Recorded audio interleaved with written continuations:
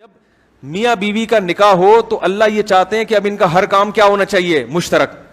دیکھو تہجد میں تنہائی پسند ہے نا اللہ کو, لیکن بیوی والی کس بغیر تنہائی ہو یہ پسند نہیں ہے.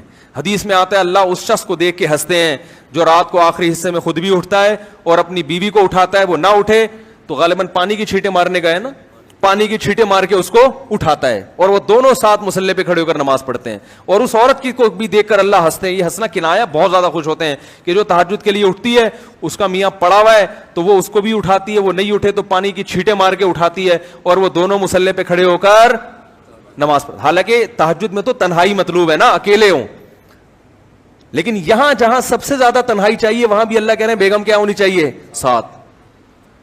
نہیں یاری بات میرا خیال ہے کیوں؟ اور قرآن کے الفاظ دیکھو, آج جو ہم نے سورت پڑھی ہے تراویح میں, یوم یفر المرء من اخیہ, یہ ٹیکنیکل باتیں آپ کو سننے کو مل رہی ہیں, ان کی قدر کرو.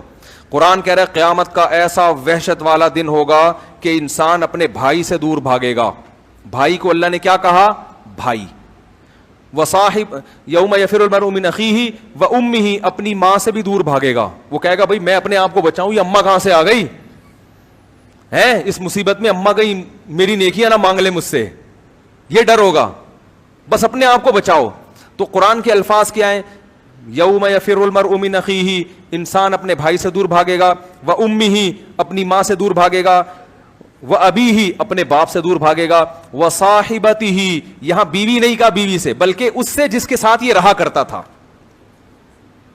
نہیں یاری بات سمجھ میں میرا خیال, حالانکہ رہتا تو بھائی کے ساتھ بھی ہے, رہتا تو باپ کے ساتھ بھی ہے, رہتا تو ماں کے ساتھ بھی, لیکن بیوی کے لیے صاحبہ کا لفظ, صاحبہ کہتے ہیں جو ہمیشہ آپ کے ساتھ رہتی. اس میں اللہ نے بتا دیا کہ عورت کا مقصد یہ ہوتا ہے کہ پھلتر کی طرح چپک گئی ہے بھی تمہارے ساتھ. جب شادی ہوتی ہے نا تو مقصد کیا ہے؟ اب یہ پھلترو کی طرح, اب حج پہ بھی جا رہے ہو تو اس کو بھی لے کے, عمرے پہ جا رہے ہو تو اس کو لے کے, صحابہ میدان جہاد میں جا رہے ہیں تو بیوی کو لے کے جا رہے ہیں. تو یہ شریف آدمی کی علامت ہوتی ہے, کہیں تفریح پہ جا رہا ہے تو بیگم اس کے ساتھ پھلترو کی طرح چپکی ہوئی. اس کا فائدہ یہ ہوتا ہے کہ وہ پکنک پہ ادھر ادھر آنکھ مٹکنے کی کوشش, اس کو پتا ہوتا ہے فرشتے شاید میری ایسی نگرانی نہ کریں جیسی یہ کر رہی, تو برائیوں سے بھی بچتا ہے انسان. اور سفر میں جانے کے بعد انسان میں جو خواہش پیدا ہوتی ہے, شہوت پیدا ہوتی ہے, گھر سے دوری کی وجہ سے اس کے ناجائز طرف جانے کے امکانات بڑھ جاتے ہیں, کیونکہ بیگم تو ہے نہیں, اور خطرہ اس لیے بھی ہوتا ہے کہ کوئی پوچھنے والا بھی نہیں ہے. اپنے شہر میں, اپنے ملک میں تو آدمی برائی کرتے ہوئے ڈرتا ہے نا کہ پکڑا جاؤں گا, لوگ بولیں گے تو یہاں کیا کر رہا ہے بھائی, تو وہی ہے نا جو ادھر رہتا ہے, گولے گھنٹے کی دکان کے ساتھ رہتا ہے, تو پکڑ لیتے ہیں. کسی اور ملک میں کون, کس کو کیا پتا کون ہے, تو زنا کی طرف جانے کے امکانات کیا ہوتے ہیں. تو وہاں بیگم اگر ساتھ ہوگی تو نگرانی بھی ٹائٹ والی ہوگی. ویسے فرشتے زیادہ نگرانی کرتے ہیں, ایک میں مثال دے رہا تھا, نگرانی بھی کیا ہوگی, کیونکہ کلپ بنا دیتے ہیں لوگ کہ اس نے بیگم کو فرشتوں سے بھی زیادہ اعلیٰ کہہ دیا تو کفر دار اسلام سے خارج ہو گیا. تو نگرانی بھی ٹائٹ والی ہوگی اور برائی کے جذبات بھی پیدا نہیں ہوں گے.